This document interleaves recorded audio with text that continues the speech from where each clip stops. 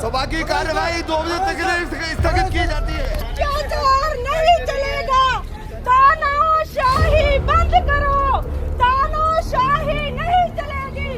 वंदे मातरम। जब तक गृह मंत्री दोनों सदनों में नहीं आएंगे और बयान नहीं देंगे तो दोनों सदन का चलना मैं समझता हूं संभावनाएं बहुत कम दिखती। 22 साल बाद 13 दिसंबर को एक बार फिर संसद में जो हुआ उसने पूरे देश को हिलाकर रख दिया। बुधवार को लोकसभा की कार्यवाही के दौरान दर्शक दीर्घा से 2 लोग सदन के भीतर कूद गए और केन के जरिए रंगीन धुआं फैला दिया, जिसके बाद एक ओर जहां सुरक्षा एजेंसियां जांच और एक्शन में जुटी हैं, तो वहीं दूसरी ओर संसद से सड़क तक का सियासी पारा हाई हो गया है। गुरुवार को तो संसद के दोनों सदनों में विपक्षी नेताओं ने ऐसा हंगामा मचाया कि स्पीकर को कड़ा एक्शन लेना पड़ा और लोकसभा के 13 सांसदों समेत 14 विपक्षी सांसदों को शीतकालीन सत्र से सस्पेंड कर दिया, जिसके बाद तो सियासी घमासान परवान चढ़ने लगा है।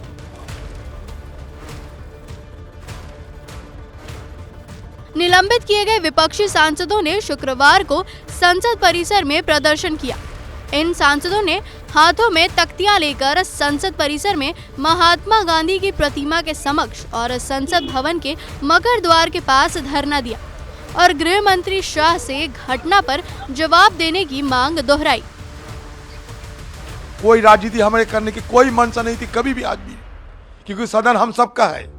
लेकिन जिस लोगों को जिम्मेवारी होते हैं उनको तो हम पूछेंगे कि भाई क्या हुआ। सिर्फ स्पीकर साहब के ऊपर सारे मसला रखकर स्पीकर साहब के सारे जिम्मेवारी सौंपते हुए ये अपना जिम्मेवारी से भागना चाहते हैं। आसमान नहीं टूट पड़ते अगर सदन के अंदर आके हमारे गृह मंत्री एक बयान देते और 2-4 सवाल हमारे तरफ से अगर रहते तो उसका जवाब देने से कि आसमान टूट पड़ते। बता दें कि सस्पेंड होने वाले सांसदों में 9 सांसद कांग्रेस पार्टी के हैं जो शाह के जवाब और बीजेपी सांसद प्रताप सिम्हा पर एक्शन की मांग कर रहे हैं। वहीं निलंबन के एक्शन के बाद भी कांग्रेस ने अपना रुख साफ कर दिया है। जब तक गृह मंत्री संसद के दोनों सदनों में आकर बयान नहीं देंगे तब तक सदन चलने की संभावना बहुत कम है।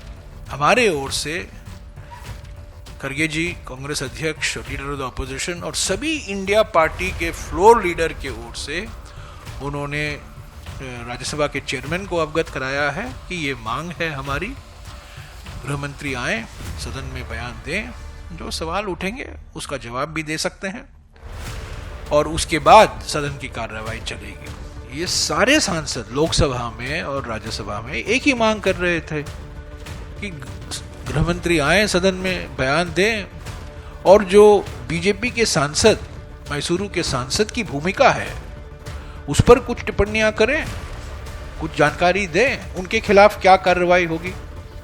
यानी विपक्ष ने संसद सुरक्षा चूक मामले को सियासी हथियार बना लिया है और सत्ता पर लगातार हमले कर रही है।